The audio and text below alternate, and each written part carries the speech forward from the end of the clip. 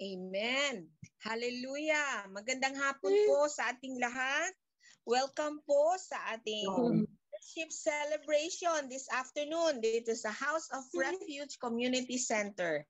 Sa lahat po ng sumasali na, good afternoon. Welcome sa Pilipinas, Luzon, Visayas, and Mindanao. At sa Taiwan, sa Hualien, at sa iba't ibang lugar sa Taiwan, and sa buong mundo. Kung nandito kayo, we welcome you all in the name of our Lord and Savior Jesus Christ. Hallelujah. God is good. He is worthy of all praise. Para po sa pag-umpisa natin this afternoon, makinig po tayo ng scripture reading at ang opening prayer galing sa ating kapatid na si Sister Grace Hsu. Amen. Amen. Good afternoon po. Basahin po natin ang ating scripture reading. Makikita po sa aklat ng Psalms 130. From the depths of my despair, I call you, Lord. Hear my cry, O Lord. Listen to my call for help. Verse 3, if you keep a record of our sins, who could escape being condemned? Or that you forgive us so that we should stand in awe of you. Verse 5, I wait eagerly for your Lord's help, and in this word I trust. Verse 6, I wait for the Lord more eagerly than sentries. Wait for the dawn, than the sentries wait for the dawn. Israel, trust in the Lord because his love is constant and he is always willing to save. Verse 8, we will save his people, Israel, from all their sins. Hallelujah. Manalangin. Father, Son, and the Holy Spirit, Ama, pinupuri ka namin at pinasalamatan, Ama, sa lahat ng bagay. Tunay na ang pangako, Ama, sa aming lahat ay iyong pong tinugon at tinupad. Hayaan mo, Ama, na kami ngayong lahat na nandito sa House of Refuge, mag-glorify ka namin, Ama, magpapasalamatan ka namin lahat ng iyong pong ginawa sa amin, and humingi po kami ng tulong at panalangin, Ama, na buksan mo po ang lahat ng puso ng mga tao na po ay magbabalik loob sa iyo. Kami po ay umaasa, Ama, sa panalangin at sa ginagawa namin, Ama, kung paano po kami makapag worship sa iyo, Ama, at mahumingi po ng gabay sa lahat ng aming ginagawa. Ang bawat isa't isa ng kami po ay mapunta ng banal na Espiritu ni Jesus, na kami po ay tuluyan na iyo pong binago at iyo po kaming gagamitin sa pagpalago ng gawain mo, Ama. And sa pangalan ni Jesus, kami po ay susunod sa pangalan ng gawain ng ginawa ng cross. Sa buhay ni Jesus, kami po lahat ay susunod at makinig sa kanyang mga salita. Hayaan mo, Ama, na ngayong hapon, kaming lahat ay willing aawit at pasalamatan ka. Lahat po ng papurit panalangin, itinitaas sa pangalan ni Jesus. Amen. Amen. Amen. Hallelujah. Hallelujah. Handa na ba tayong magpuri sa ating Panginoon? God is worthy of all praise. Handa natin ang ating puso, ang ating isip, ang ating mga kamay sa pagpapalakpak sa kabutihan ng Diyos.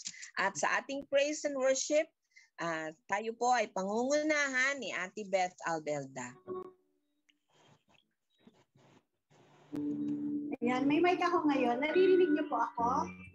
Amen. Amen. Yes, Ate. Magandang hapon po sa ating lahat. Indeed, ang ating Panginoon ay tapat sa mga nagdaang week. At dapat lamang sa araw na ito, itataas po natin ang kanyang pangalan. Amen. Tayo pong lahat ay tumayo. Inaanyayahan ko ang bawat isa. Tayo lahat ay tumayo at sama-samang magpuri sa ating Panginoon. Hallelujah. Let your name be exalted this afternoon, God, as we sing praises to you. Move in our hearts, move in our minds. Hayaan mo, Diyos, na ibibigay namin sa iyo ang pinakamainam na pagpupuri at pagsamba.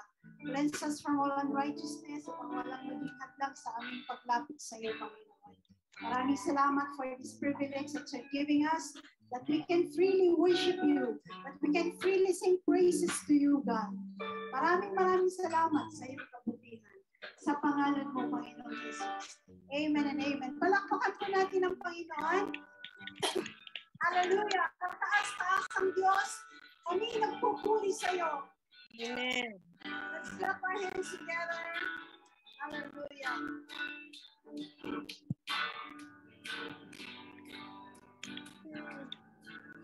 Pagtaas-taas ang Diyos, kami nagpupuri sa iyo. Pagtaas-taas ang Diyos, kami sumasamba sa iyo. Karapat-dapat kang tumanggap ng papuri at pasasalamat. Dakila ka, taas-taas ang Diyos. Minsan pa, kataas-taas ang Diyos, kami nagpupuri sa iyo. Kataas-taas ang Diyos, kami sumasamba sa iyo. Karapat-dapat kang tumanggap ng papuri at pasasalamat. Dakila ka, kataas-taas. Awitin po natin na may pasasalamat sa ating Panginoon. Kataas-taas ang Diyos, kami nagpupuri sa iyo. Kataas-taas ang Diyos, kami sumasamba sa iyo. Karapat-dapat kang tumanggap ng papuri at pasasalamat. Dakila ka, kataas-taas ang Diyos. Hallelujah. Ang nais magpasalamat sa ating Diyos. Ang nais ko'y papuri, itaas ang ngalan ni. Ang nais ko'y magpasalamat. Ang nais ko'y magpasalamat sa ating Diyos. Ang nais ko'y magpuri, itaas ang ngalan ni Jesus. Napakabuti ng ating Diyos, di siya nagbabago. Napakabuti ng ating Diyos, di siya nagkukulang. Itaas ang ngalan niya, lahat ng nilikha. Napakabuti niya ng ating Diyos. Ang nais ko'y magpasalamat sa ating Diyos. Ang nais ko'y magpuri, itaas ang ngalan ni Jesus. Ang nais ko'y magpasalamat sa ating Diyos. Ang nais ko'y magpuri, itaas ang ngalan ni Jesus. Napakabuti ng ating Diyos, di siya nagbabago. Napakabuti ng ating Diyos, di siya nagkukulang. Itaas ang ngalan niya, lahat ng nilikha. Napakabuti niya ng ating Diyos. Napakabuti niya ng ating Diyos. Napakabuti niya ng ating Diyos. Hallelujah. Hallelujah. Panginoon, nagpapasalamat kami sa iyong kabutihan. Dahil kung hindi ka mabuti, wala po kami. Salamat sa pag-ibig mo sa bawat isa sa amin. And this afternoon, we want to offer our lives to you. Patuloy na ikaw ang kumilos as we worship you, Panginoon. Hayaan mo na maluwalhati ka sa aming kalagitnaan dahil din lamang po ang nais namin. Hallelujah. Bless your name, O God.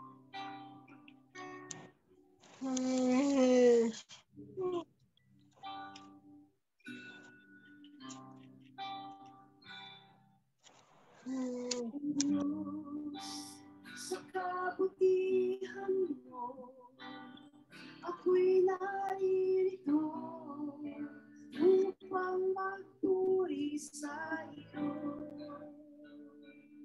O Diyos, sa kabanalan mo, nalulugod ako, buhay ay iaalay ko. Ikaw lamang ang nagtiwala sa akin, O Diyos, di kita ibiguin. Magtatapat sa iyo, maglilingkod ako, O Diyos, kay buti mo.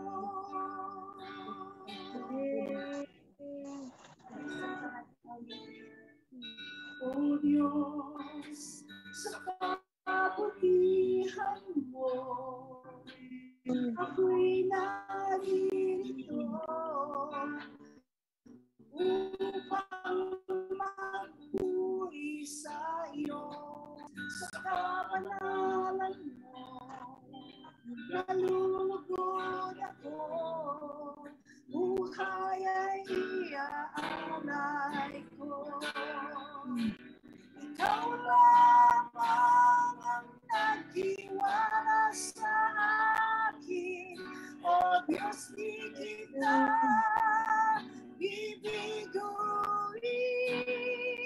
Magtatapat sa iyo, maglilingkod ako, O Diyos, kay buti mo. Ikaw lamang, ikaw lamang ang nagtiwala sa akin, O Diyos, di kita ibiguin. Magtatapat sa iyo, maglilingkod ako, O Diyos, kay buti mo. Hallelujah. Napakabuti mo, aming Diyos naman.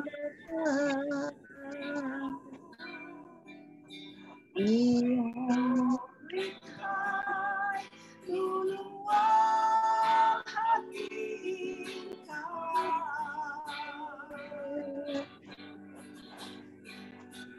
Napakabuti mo, di ka nagbabago.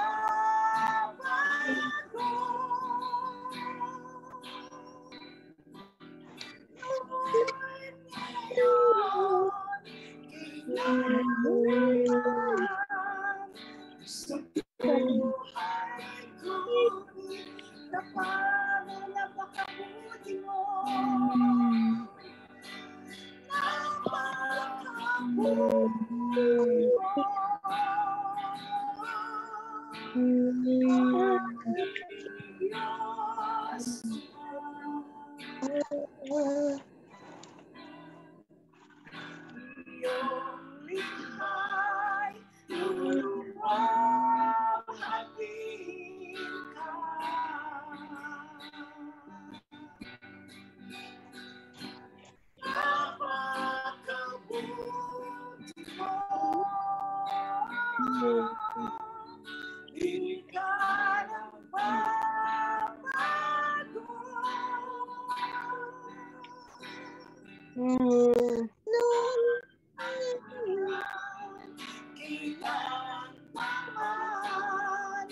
Sa buhay ko'y kapatid ngayon. Ngayon, kailanman, sa buhay ko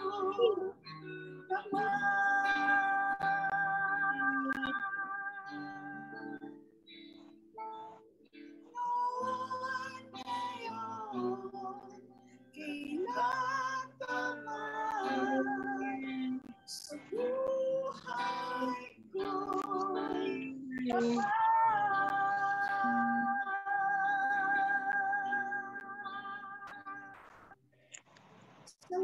sa katapatan mo, Diyos. Hallelujah. O, purihin ka, Panginoon. Nagkikila ka. Napakabuti mo sa bawat isa sa amin. Bagamat kami maraming pagkukulang, pero ikaw ay tapat na Panginoon, Diyos. Purihin ka sa hapon. Purihin mo sa Diyos. Pasalamat mo ang aming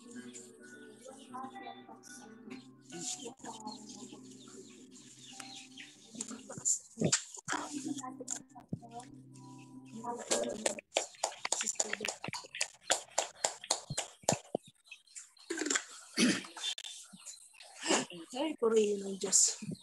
Amen. Hallelujah. Napakabuti Diyos. Ang Diyos ay punong-puno ng pag-ibig. Ang Diyos ay matapat. At ang Diyos ay hindi nagbabago. Kaya papuri-puri ang ating Panginoong Jesus. Hallelujah. God is good. At ngayon, ihanda natin ang ating mga communion elements. Tayo po ay dadako na sa ating banal na hapunan. At maraming salamat. Nakapasok din sila Pastor Wilfred. Ay, purihin ng Diyos. God is good. Napakabuti ng Diyos. So, ibibigay po natin ang panahon kay Pastor Wilfred at Mahar. Amen. Salamat sa Panginoon. Nakapasok din yan. Hallelujah. Ang sabi po dito, meron lang po akong gustong basahin sa Book of John 6, sabi po dito, 47 pababa. Pagkatandaan ninyo, ang sumasampalataya sa akin ay may buhay na walang hanggan. Ang sabi po sa 48, ako ang tinapay ng buhay. Kumakain ng manang inyong mga ninuno nang sila'y nasa ilang, ngunit sila'y namatay. Narito ang tinapay. Hallelujah, na bumaba mula sa langit upang ang sinumang kumain nito ay hindi mamatayan. Sabi po sa verse 51, ako ang tinapay, na nagbibigay buhay, na bumaba mula sa langit, mabubuhay magpakailanman. Ang sinumang kumakain ng tinapay na ito at ang tinapay na nagbibigay, ay binibigay ko upang mabuhay ang sanlibutan sa akin laman. Kaya purihin po ang Panginoon. At patuloy po natin na aalalahanin ang Diyos ay napakabuti sa buhay po ng bawat isa sa atin at patuloy na yung pong patuloy natin pag-alala sa mga kabutihan po na ginagawa po ng Diyos. Hallelujah, ito po ay makikita po natin doon po sa krus ng Kalbaryo. Kaya ang katawan ay nabayubay, ito po ay nagsisimbolo ng tinapay po, yung katawan po ng ating pong Panginoong Jesucristo. Kaya ihanda po natin at tayo po ay patuloy na mananalangin sa ating pong Panginoon. Sige po, tayo po ay sama-sama, itaas po natin sa ating pong Diyos. Hallelujah, ito pong tinapay at Diyos na ito na nagsisimbolo ng katawan po ng ating Panginoong Jesus at ng banal na dugo ng ating Panginoong Jesucristo. Panginoon, kami po ay patuloy na nagpupuri at nagpapasalamat maging sa oras na ito. Patuloy po naming itinataas ang iyong kabutihan. Hallelujah, ang iyong patuloy na kaluwalhatian, ang iyong kapangyarihan po, Panginoon. Kami po ay patuloy na nagpapasalamat, Lord, at hindi kami magsasawang magpasalamat sapagkat ikaw po ang Jesus. Hallelujah, na patuloy na gumagawa sa buhay po ng bawat isa sa amin. Kaya ang mga tinapay na ito at ang mga Diyos na ito po, Panginoon, ang tinapay na nagsisimbolo ng iyong katawan po, Panginoon, kami ay nagpapasalamat sapagkat mayroong Jesus na umako ng amin pong mga pagkukulang at mga pagkakamali sa iyo pong harapan. Salamat po sa iyo, Panginoon. Ikaw po ang Diyos na napakabuti. Hallelujah. Hindi kami magsasawang pasalamatan ka po, Panginoon. Kaya ang sabi po ni Apostle Pablo dito po sa 1 Corinthians 11 verse 23, sapagkat ito ang turo na tinanggap ko mula sa Panginoon at ibinibigay ko naman sa inyo noong gabing siya ipagkanulo ng ang Panginoong Jesus ay dumampot ng tinapay. Ang sabi po sa verse 24, nagpapasalamat at pinagpira-pira siyon at sinabi, ito ang aking katawan, inihahandog ko para sa inyo. Gawin niyo ito bilang pag-alaala sa akin. Kaya Lord, maraming salamat po at ang tinapay nito ang siyang maging kalakasan ng aming pong mga buhay. Sama-sama po natin, pasalamatan at kanin po. Hallelujah. Amen.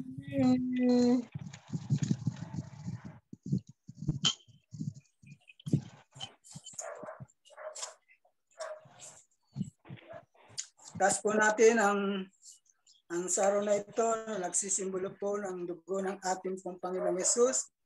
Ang sabi po sa verse 25, matapos maghapunan, dumampot din siya ng kopa at sinabi, ang kopang ito, ang bagong tipan na pinagtibay ng aking dugo, tuwing iinumin niyo ito, gawin niyo ito bilang pag-alaala sa akin, sapagkat tuwing kakain kayo ng tinapay at iinom ng kopang ito, ipinahayag ninyo ang kamatayan ng Panginoon hanggang sa kanyang muling pagparito. Pasalamatan po natin at sabay-sabay po natin inumin ang Diyos na ito. Amen. Hallelujah. Panginoon, maraming pong salamat sa mga kabutihan at kadakilaan mo, Panginoon. Maraming pong salamat, Panginoon, sapagkat ikaw po ang Diyos na patuloy na nagpapala sa buhay po ng bawat isa sa amin. Salamat po sa iyo. Napakabuti mo sa pangalan po ng aming Panginoong Yesus. Amen. Thank you, Lord. Amen. Amen. Hallelujah. Thank you, Pastor Wilfred. Napakabuti ng Diyos. It's good to always remember the sacrifices and the goodness of God.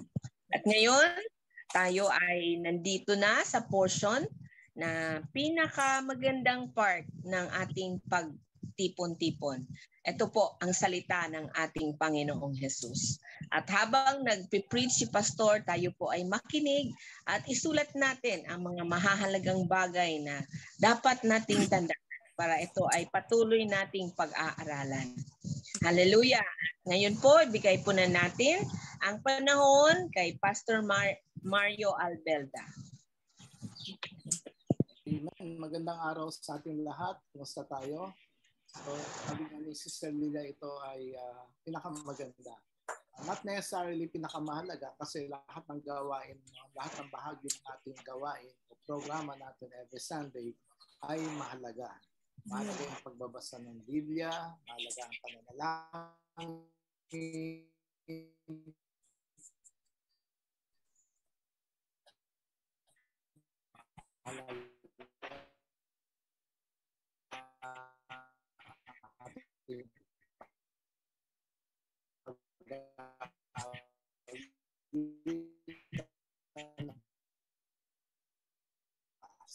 kaya naniniwala tayo that whenever the Bible is being taught, it is being preached, it is God speaking unto us. Kaya excited tayo kasi once again, no, kagabi, kinausap tayo ni Lord dun sa istorya ni Abraham. Tignan natin ang panahon na Abraham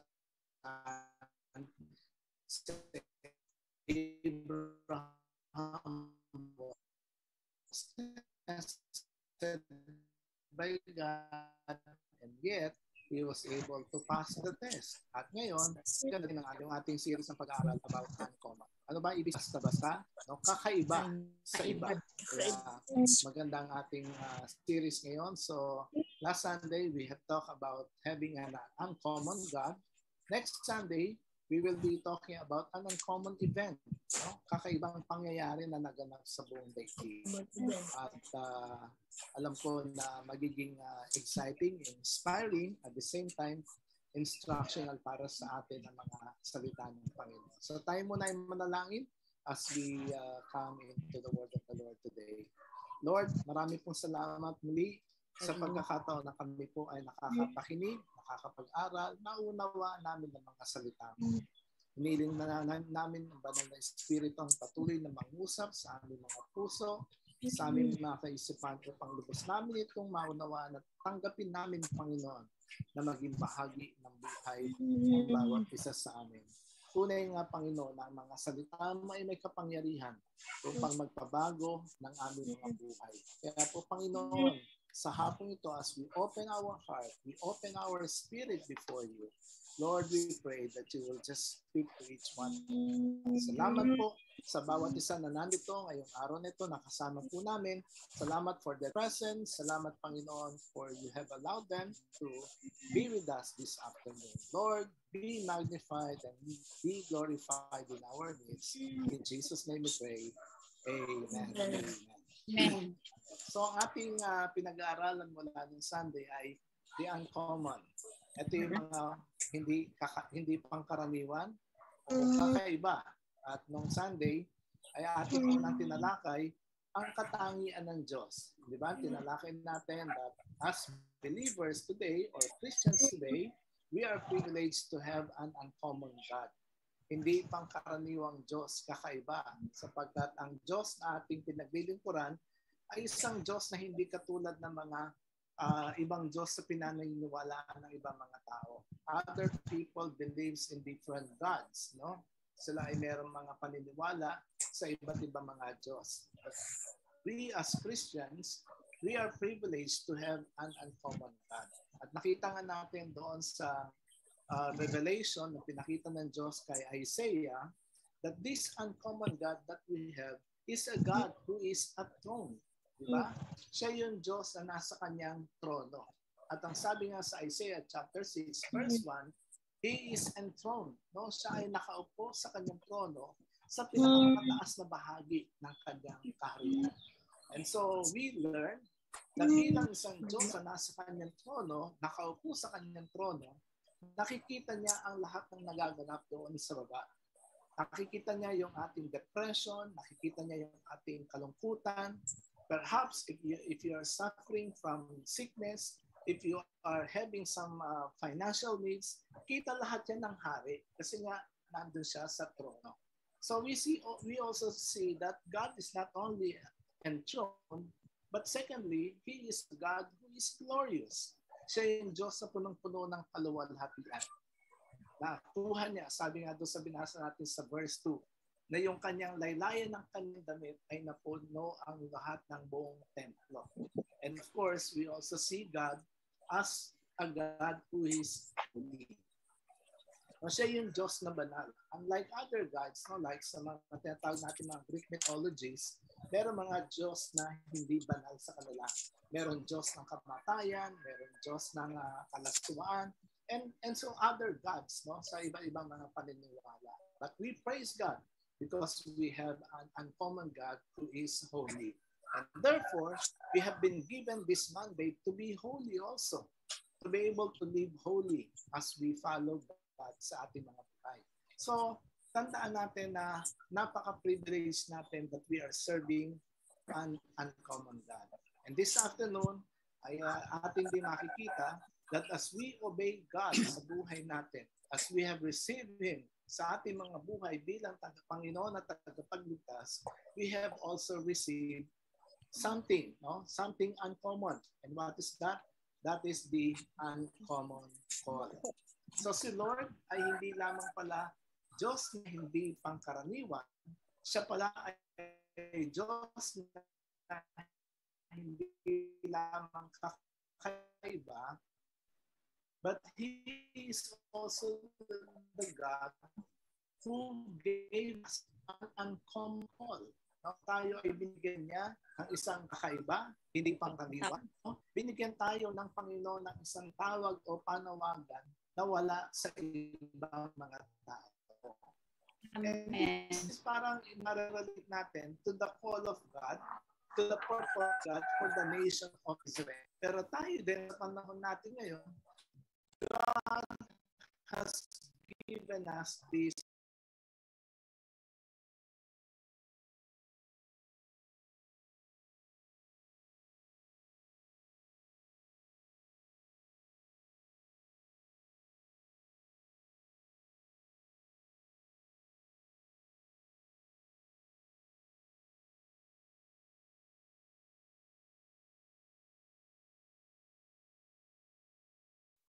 Now, mga kapatid, again, ulitin natin, na ito pong Isaiah chapter 6 na ito, this is a thing na hindi siya guni-guni. No? Kasi di ba, minsan may mga parang pangyayari sa buhay ng mga tao, sasabihin ng mga tao, guni-guni mo lang yan o naiisip mo lang yan. Pero itong kay Isaiah, this is not a guni-guni. Hindi siya hallucination, hindi siya isang vision, hindi siya katang-isip lamang, but rather, it is actually a real experience. No? Isang makatotohanang karanasan that the prophet Isaiah has experienced in his life. So sabi niya, during the time that the King Uzziah died, I saw the Lord. So hindi niya sinabi na parang nakita ko o parang napansin ko o napag-isipan ko na ang Diyos ay nakaupo sa napakataas sa trono.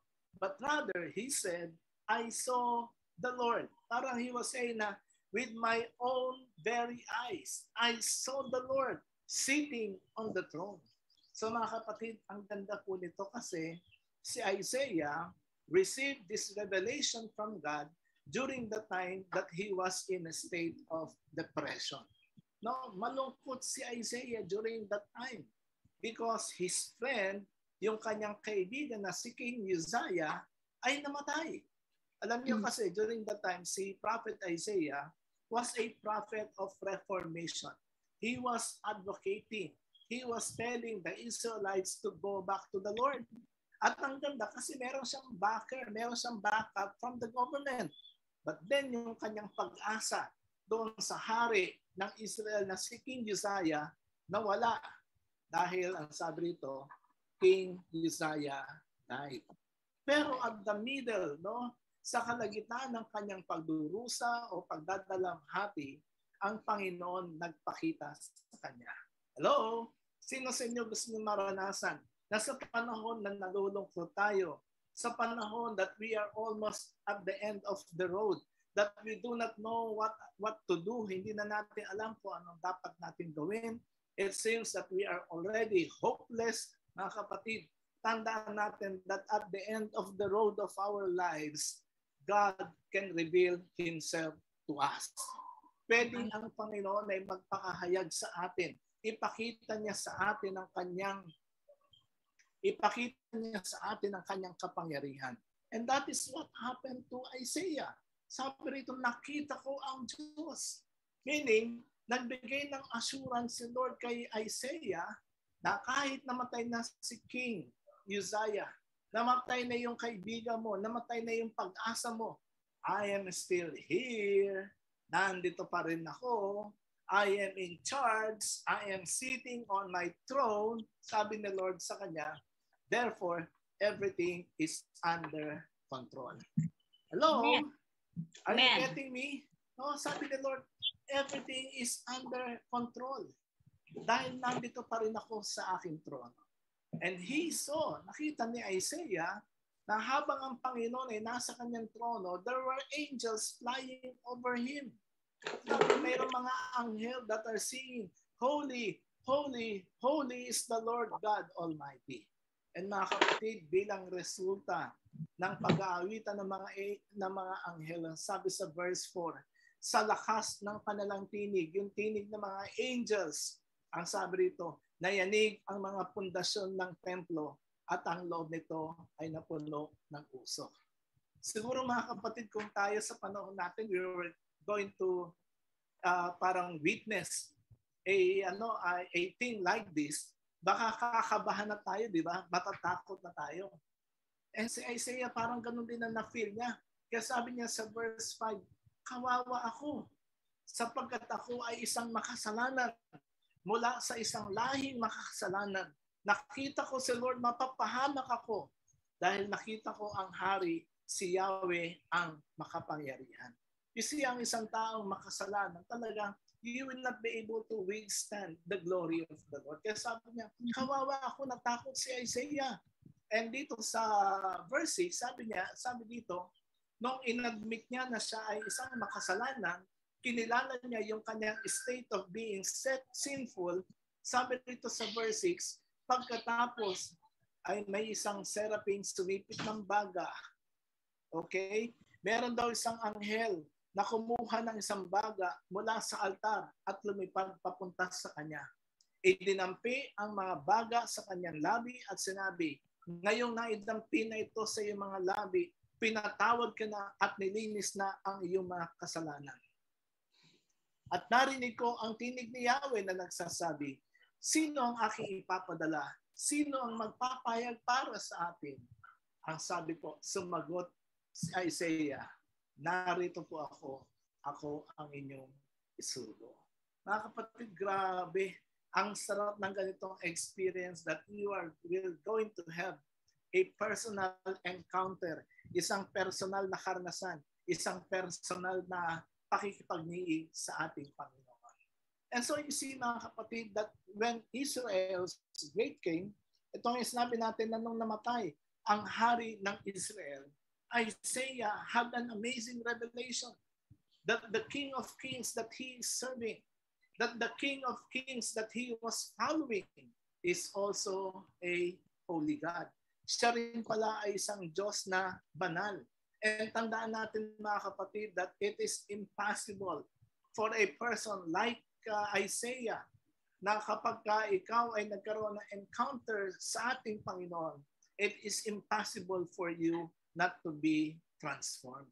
So mahalagang maintindihan po natin that whenever we have this encounter with God, kapag ka nakatagpo mo, kapag ka naranasan mo ang Diyos sa buhay mo, imposible na hindi magkakaroon ng transformation o pagbabago ang buhay natin. Amen po ba? Kasi ito yung natural effect because you are able to see a holy God. You are able to experience a holy God. Walang ibang pupuntahan ito but for you to be able to experience transformation or reformation sa buhay mo. In other words, dahil sa karanasan ito ni Isaiah, grabe, nagbago ang buhay niya. Sino gusto rito magbago buhay? Amen. Amen, di ba? Gusto natin magbago. Siguro hindi pasama, kundi papabuti, di ba? Gusto natin magbago buhay natin for better, not for worse. And lahat tayo are entitled to experience a changed life. Lahat tayo are entitled to experience a transformed life kapag naranasan natin yung naranasan ni Isaiah. Siguro hindi na tayo makakakita ng ganong visual na ganong katindi. Pero kapag binabasa natin ang salita ng Diyos, pinapaniwalaan natin ang salita ng Diyos, you will be able to experience God sa iyong buhay. So this afternoon, we will going to look at the summary ng karanasan ni Isaiah na siyang nagpabago ng kanyang buhay. Ano yung bagay na nangyari sa kanya? Ano yung naranasan niya that eventually transformed his life? Ang sabi po dito, unang makikita natin is that Isaiah recognized the majesty of God. Ang unang karanasan po na nagpabago sa buhay ni Isaiah is that he was able to recognize the majesty of God. No, nakita niya, naranasan niya yung kaluwalhatian, naranasan niya yung kapangyarihan, naranasan niya yung talagang grabing dating ng Diyos sa kanyang buhay. You see again in verse 1, sabi niya, nakita ko si Yahweh. Sa English, I saw the Lord sitting on a very high throne. Mga kapatid, ibig sabihin, yung Diyos na kanyang pinaniniwalaan, yung Diyos na kanyang pinaglingkuran, is the same God that we are also following today.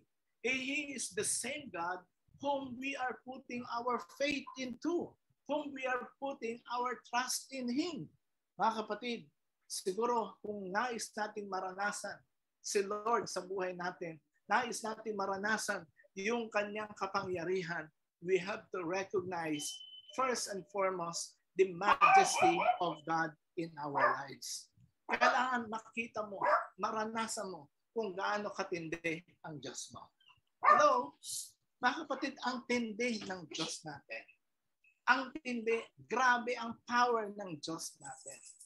Grabe yung kanyang kapangyarihan. Kapag naranasan natin ito, mga kapatid, this will going to bring a major transformation, a major reformation sa ating mga buhay. Sabi ni Isaiah, I saw the Lord. Nakita ko si Yahweh. In other words, Isaiah realized that the God he served, no, ang Diyos na kanyang pinaglingkuran, ay isang Diyos who is sovereign, who is an all-powerful God. Diba? Siguro kung nakapanood na kayo ng mga pelikula tungkol sa mga hari-hari noong unang panahon, imagine niyo si Lord ngayon, sitting on His throne. Kita niya lahat. No? Alam niya ang lahat ng affairs. Alam niya lahat ng sitwasyon. Alam niya lahat ng kaganapan. And yet, sitting on His throne, as if giving an assurance to His people. Hey guys, ano man ang nangyayari sa inyo? I am in control. I am your God.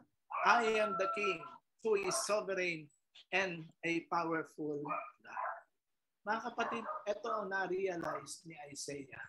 And like Isaiah today, tulad po ni Isaiah sa panahon natin ngayon, tayo din po, we too can choose to recognize that God is in charge in all our circumstances. Na ang Diyos ang siyang may kontrol ng kaganapan ng ating mga buhay, and that in Him all things hold together. Mga kapatid, ibig sabihin, gaano man kalaki ang problema natin ngayon, gaano man katindi yung mga sitwasyon natin ngayon, we can choose as believers today, we can choose to recognize that God, no, pwede nating piliin, pwede tayong magdesisyon, pwede tayong magpasya na paniwalaan na ang Diyos ang siyang may control sa lahat ng nagaganap sa ating mga buhay. At dahil sa kanyang kapangyarihan, ang lahat ng mga bagay ay kanyang kontrolado. Amen, di ba? Di ba like what happened to Abraham last night? Di ba? Nagbigay si Lord ng anak, pero pagkatapos sa ilang panahon, kinukuha ni Lord yung anak. Pero si Abraham was too focused on his faith. Na kahit na ano pang mangyayari, I know that God is in control of everything. Mga kapatid, ganun din sa panahon natin ngayon. We can choose to recognize that God is in charge in all our circumstances. Na naman ang nagaganap sa atin sa ngayon, ito ay kontrolado ng ating Panginoon. Because when we recognize the majesty and the greatness of God in our lives, we believe we will be able to experience God holding things on our behalf. So mga kapatid, we have to see God. Like Isaiah, we have to recognize God's majesty in our lives. Sabihin mo nga sa sarili mo, ang tindi-tindi ng Diyos ko. Kakaiba ang Diyos ko. God is a majestic God who is in control of everything. Pangalawang bagay po na makikita natin dito is not only Isaiah recognizing the majesty of God, but he also received the mercy of God. No, tumanggap siya ng habag ng Panginoon. No, tinanggap niya yung habag ng Diyos sa kanyang buhay. Ang sabi ni Isaiah, kawawa ako sapagkat ako ay isang makasalanan. Mula sa isang lahi ng makasalanan. Mapapahamak ako. Sigurado, mapapahamak ako. Dahil nakita ko ang hari, si Yahweh, ang makapangyarihan. Pero, sabi po sa verse 6, there was an angel, kumuha ng tong, kumuha ng baga mula sa altar, at lumipad patungo sa kanya. Ano ginawa? Aba, masakit to. Idinampi yung baga sa mga labi niya. At nung naidampi na yung mga baga sa labi ni Isaiah, ang sabi ng angel, pinatawad ka na, nilinis na ang iyong mga kasalanan. Sino gusto maka-experience ng gano'n? Ayaw yata natin yun, di ba? Yung baga, di ba? Yung burning coal, no? But Isaiah experienced it physically, literally. Kasi sabi niya, I am a sinner. Ako ay isang makasalanan mula sa lahi ng mga makasalanan. You see, mga kapatid, Isaiah admitted, no? Inadmit na Isaiah yung kanyang katayuan bilang isang makasalanan sa harapan ng Diyos. And therefore, God provided him His mercy. because Isaiah admitted na siya isang makasalanan. Therefore, he was able to receive the mercy of God sa kanyang buhay. Mga kapatid, tandaan po natin tulad ni Isaiah that when he saw God, he saw that he was unholy. Nung nakita ni Isaiah ang Diyos, ina-approach niya ang Diyos, nakita niya ang sarili niya na isang makasalanan. Hindi karapat-dapat. No? Nakita niya ang sarili niya na walang mabuti sa kanyang sarili. And yet, he was able to acknowledge that he could not change himself on his own. Na hindi niya kayang baguhin ang kanyang sarili. Hindi niya kayang baguhin ang kanyang sarili sa pamamagitan ng kanyang abilidad o ng kanyang kalakasan. And therefore, God had mercy on him, cleansed his guilt by pinatawad, nilinis ang kanyang buhay by atoning his sin, by atoning for his sin. Mga kapatid, ngayon pong week na ito, this is a good opportunity for all of us, mga kapatid. Napapasok tayo sa tinatawag na Holy Week. Magandang panahon ito that we can also do some reflection, that we can also do some assessment ng ating mga buhay, and ask God, Lord, I want to experience you sa aking buhay. And mga kapatid, kapag inadmit natin na tayo ay isang makasalanan, we admitted to ourselves that we need God, doon papasok ang mercy, doon papasok ang grasya, doon papasok ang habag at awa ng Diyos sa ating mga buhay. And that is what Isaiah had experienced. Not only that he saw the majesty of God, hindi lamang niya na-recognize the majesty of God, but upon recognition of his unworthiness, he was able to receive God's mercy. Ngayon, taon na to, inaalala natin ang ginawa ng ating Panginoon. Every Sunday in our communion, we remember what the Lord Jesus Christ has done for our lives. Mga kapatid, kailangan natin araw-araw ang habag ng Diyos. Kailangan natin maranasan araw-araw sa ating mga buhay ang habag ng Diyos so that we can experience His uncommon call in our lives. Kasi mga kapatid, pag binago na tayo ng Panginoon, pag nag-decide tayong sumunod kay Lord, bibigyan ka ni Lord ng uncommon call. And thirdly, ang ginawa ni Isaiah when he received the mercy of God, now he responded to the mission of God. Tumugon siya ngayon sa panawagan ng Diyos sa kanyang buhay. Ano yung panawagan ng Diyos sa kanya? In verse 8, sabi ng Diyos, sabi rito, narinig ko ang tinig ni Yahweh na nagsasabi,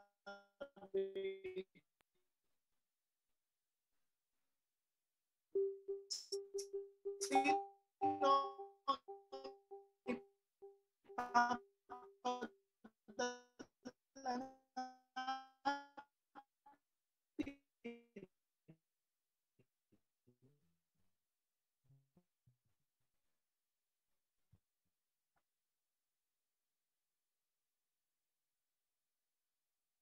yaya ng Diyos. Sila na naka-experience sa kabutihan ng Diyos sa kanilang mga buhay ay bibigyan ng Panginoon ng tawa.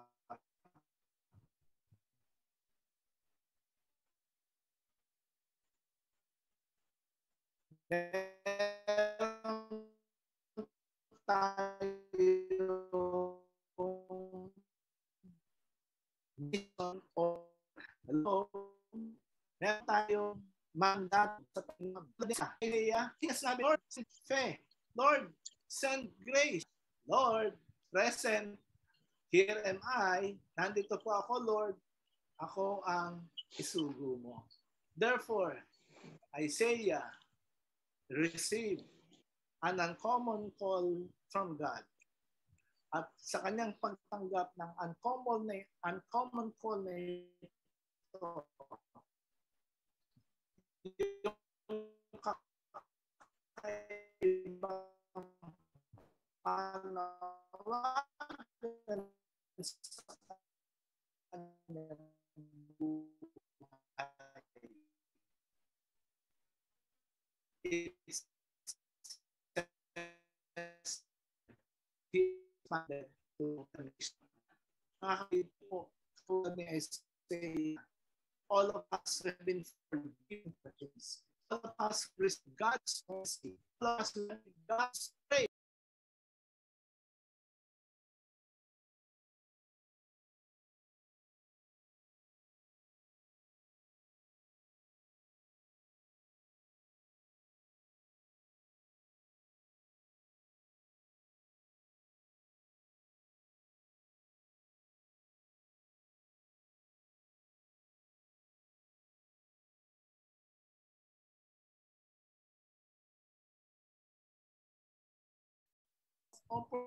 Opportunity. It will open doors of opportunity for us to get involved upang sa ganoon ay maipahayag natin na kilala natin ang Diyos sa ating mga circles of influence, maipakilala natin ang Diyos sa ating mga iba't ibang mga ugnayan, sa ating mga pamilya, sa ating mga kamag-anak, sa ating mga kaibigan, sa customer, sa tropa, barkada. Lahat na ang binigay ng Diyos sa'yo para makadayo pang palad. You have been called to represent God. You have been called. We have been mandated to share God's love to them. Kapatid, this doesn't have. Ang ibang tao, wala nito. Hello? Ang ibang mga tao hindi tumanggap ng mandate na ito. Ito ay special call na binibigay ng Diyos sa mga tao na tumanggap ng kanyang bag. Sa tao who have received His grace, who have received His mercy, and who have received His salvation. Mga kapatid, tandaan po natin ang unique call. Sabi mo nga sa sarili mo, tinawag ako. Tinawag ako. We have been given ang call na ito to join God on His mission to save people from their sins. Tayo po ay tinawag ng Diyos upang iligtas ang mga tao mula sa kanilang mga pagkakasala. Hindi tayo tinawag, hindi tayo iniligtas for nothing. Hindi tayo iniligtas for no purpose at all. God has a purpose of allowing you to recognize His majesty. God has a purpose of allowing you to experience or receive His mercy. Now, He has given you this privilege to be part, to participate in His mission. Anong mission natin? Ipahayag natin ang salita ng Diyos. Amen ba? Ang pagpapahayag, mga kapatid, ang pagmimisyon ay hindi lamang para sa mga pastor, hindi lamang ito para sa mga leader, kundi para ito sa ating lahat. Irregardless kung ano yung estado ng buhay mo, you are given a mandate. Binigyan ka ng mandato ng Panginoon upang ipahayag, ipakilala ang we hear God asking, pag narinig natin ng Diyos na nagsasabi, sino ang ipapadala ko? Huwag na natin sabihin, Lord, si Pastor Mario na lang, si Pastor Wilfred, o si Ate Grace na lang, o si Teacher Lilian na lang. Di po. Pwede natin sabihin, Lord, eto po ako, present. Sige po, Lord, isugo mo ako. Gamitin mo po ako, Lord, para mag-share ng love mo sa mga tao na nasa ospital. Lord, gamitin mo po ako para i-share ang pag-ibig mo sa mga taong nalulungkot, sa mga taong may problema. Lord, here am I, send me. Amen po ba, mga kapatid? Mararanasan natin ang uncommon call ng Diyos sa buhay natin when we see His majesty, when we experience His mercy, and when we participate in the mission. Alam niyo, mission talaga ni Lord yun eh. Gusto niya that all people will be able to hear the gospel. Kaya nga nandito tayo ngayon kasi binigyan tayo ni Lord ng privilege, ng opportunity to be able to hear the gospel. That is why you are here, joining us here today. Pero mga kapatid, hindi lang para sa iyo. Gusto ni Lord yung kakilala mo, ma-sharean mo din. Hello? Gusto ni Lord yung mga katropa mo, ma-sharean mo din. Lahat ng tao na binigay ng Diyos sa iyo, gusto niya maging bahagi ng kanyang kaharian. So Isaiah participated in the mission of God. No other way, mga kapatid, there's no other way that we can serve God but by participating in His mission. So my challenge for us today is that we may understand and we may appreciate the beauty of God's calling, kakaiba, uncommon call para sa buhay ng bawat isa sa atin. Let us pray. Panginoon, marami pong salamat for giving us this special call. Thank you, Lord, that you have allowed us to see your majesty, to experience your mercy, and now, Panginoon, being able to participate in your mission. Tulungan mo po kami, Panginoon, na makita namin yung aming significant contribution that we can do in order to bless, in order to save other people, Panginoon, and become part of your kingdom. Bigyan mo po kami, Panginoon, in bringing, sharing your love to others. In Jesus' name we pray. Amen. Amen. Amen. Thank you, Pastor Mario. Maraming salamat. Habang nakikinig ako kay Pastor, naalala ko yung kanta na The Mission. Ang lyrics nun is, there's a call going out across the land in every nation. A call to those who swear allegiance to the cross of Christ. A call to true humility, to live our lives responsibly, to deepen our devotion to the cross at any price. Ito po yung to love the Lord our God is the heartbeat of our mission, the spring from which our service overflows. Across the streets or all around the world, the mission is still the same. Proclaim and live the truth in Jesus' name. Yung uncommon call po, wala pong isa na hindi tinawag si Lord. Lahat tayo ay tinawag ni Lord. Pero meron pang isa na maging katulad kay Isaiah, na sasagot ng, "Here I am, Lord, send me." Yan yung mensahe ngayong hapon, mga kapatid. Let us have the heart of Isaiah, na sasagot tayo, na send me, Lord. So let us know and realize that God is sovereign at matatanggap natin ang mercy ni Lord sa buhay natin. And we can become a witness for the goodness of God at pwede na tayong mag-reach out sa ating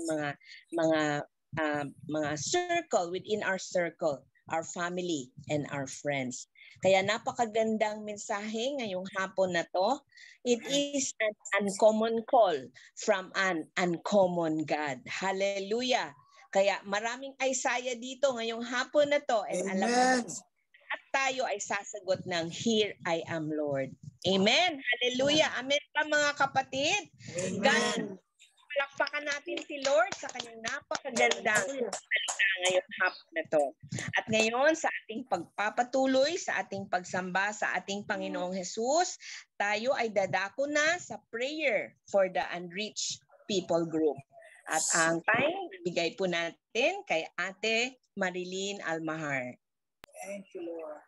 Hallelujah. Sige po, tayo po ay samahan niyo po ako sa pananalangin sa bansang China. Ito po ay Yangchuang in China. Ang bansa po na atin po ipagpipray. Ang mga unreached people po sa China. Hallelujah. Pastor, yan po.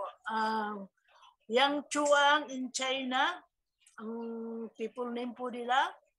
Ang country po ay China. 10 to 40 windows, yes. ang populasyon po nila ay nasa 837,000. World population po nila is 837. Ganun pa rin po. Ang language po nila ay Chuang-Yang. Ang primary religion po nila ay ethnic religions. Christian adherence po 0.20%. Evangelical po 0.14%. Ang Bible po nila are specified. 9 po June, New Testament, wala po sila. Jesus Christ, wala rin po sila. Meron naman po silang audio recording. Sige po, status po nila ay unreached pa rin po. Pastor? Ito po natin. Ang spirit worship will be a major obstacle to convince the young Chuang that it's only one true God. They are used to having appease their many gods in many ways. Outrage ideas po, rational evangelism may be the best way to connect with the young Chuang ministries that have something to offer them, such as drinking water wells in improving their daily living. We find them welcoming. Pero yun po ang ating pong prayer focus po ay, ito po ang ating ipapanalangin. Ang prayer focus po natin ay pray for the church to grow and multiply among the Chuang groups. Pangalawa po, pray for the Holy Spirit to break the holds that Spirit have over the young Chuang and to open their hearts to respond to Jesus Christ who died to save them. Hallelujah. Yun po ang ating prayer focus. Sige po, tayo po'y manalangin. Samahan niyo po ako sa panalangin sa bansang China. Hallelujah. Ang Panginoon, maraming po salamat sapagkat patuloy mo kami binibigyan ng pagkakataon na ipanalangin po ang aming po mga kababayan o amin po mga taong hindi patutuhan ng nakakilala sa iyo, Panginoon. Lord, pinagpapanalangin po namin ang Chuang groups, Panginoon, na sa kanila pong iglesia ay magkaroon nga po, Panginoon, ng pagpapalago. Mag-multiply po sila, Panginoon, sa pamamagitan ng pananampalataya sa iyo at pagtitiwala, pananalig, Panginoon. Hallelujah. Tunay nga po, Ama, na ikaw ang patuloy na kumilos sa kanila po mga puso, Panginoon. At higit sa lahat, Panginoon, hinihiling namin sa matamis sa pangalan ng Banal na Espiritu Santo na patuloy na ma-break po, Panginoon. Hallelujah.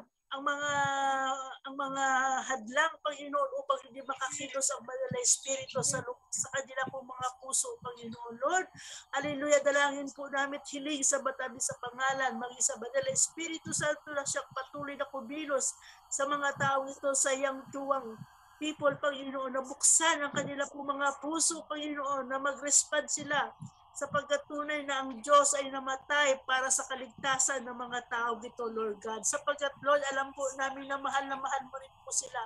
Ang nais mo, Panginoon, ay sila rin po ay makakilala sa iyo ng lubusan at tanggapin kanilang, Panginoon, ang kanila po mga buhay, Panginoon. Sapagkat tunay nga po, Panginoon, ang nais mo, ang lahat ng tao ay makakilala sa iyo.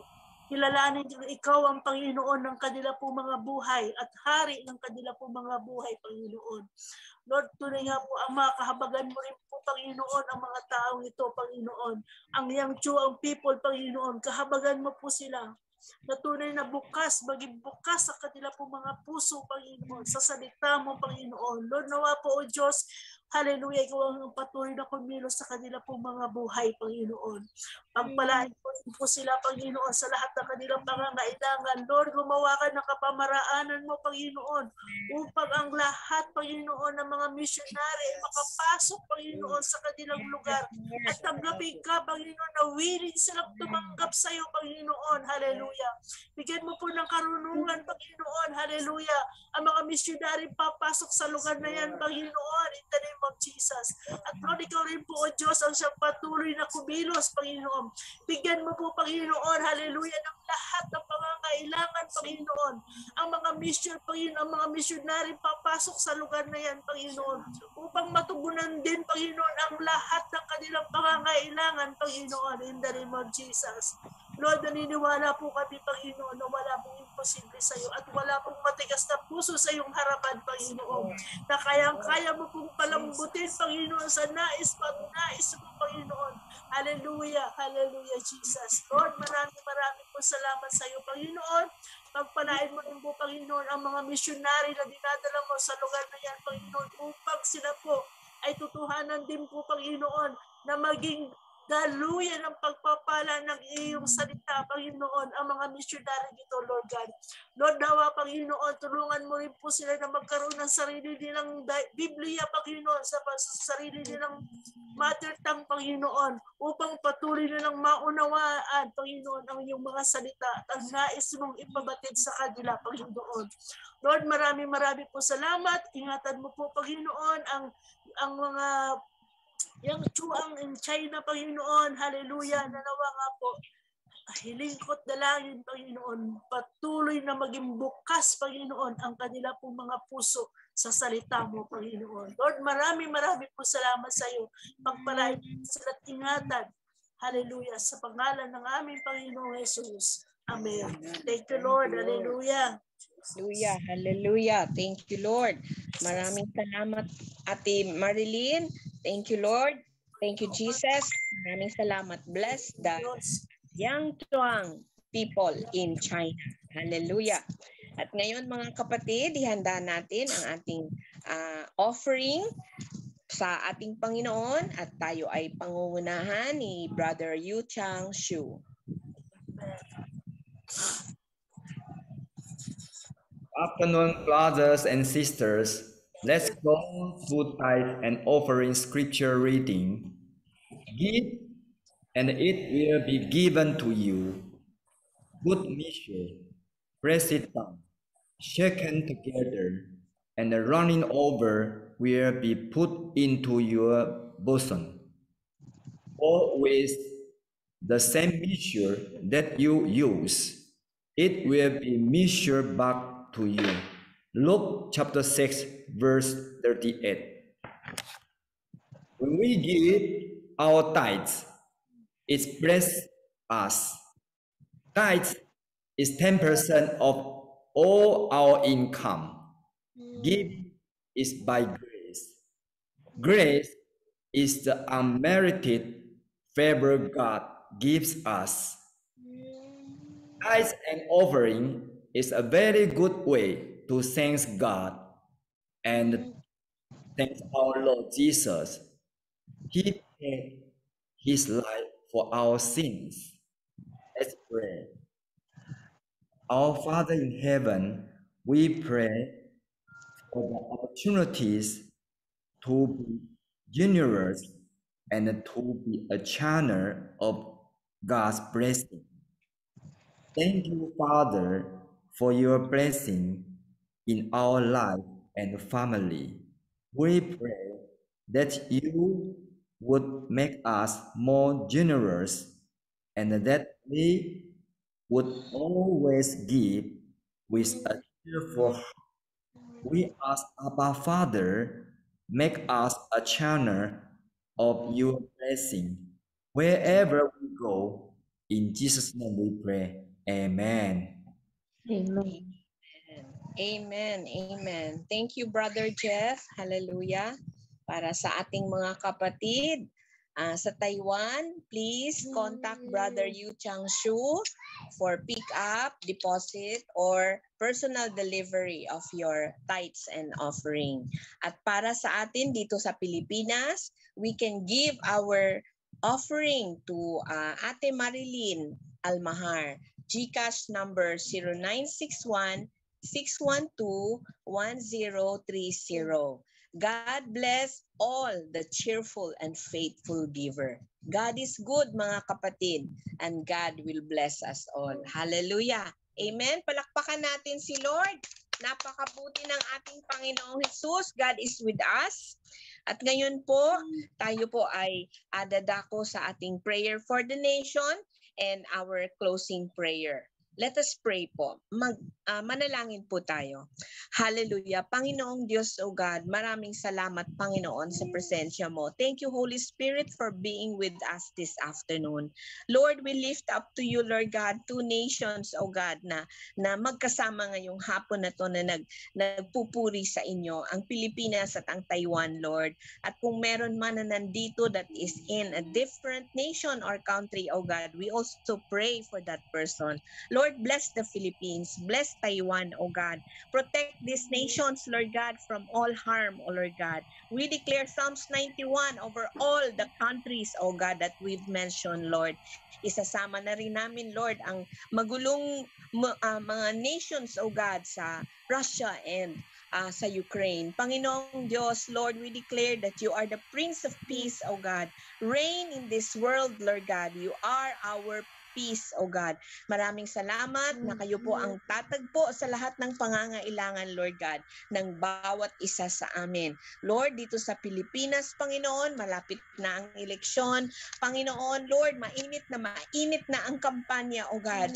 Lord, we pray, O God, that there will be a conviction, Lord God, in the hearts of every Filipino, Panginoon.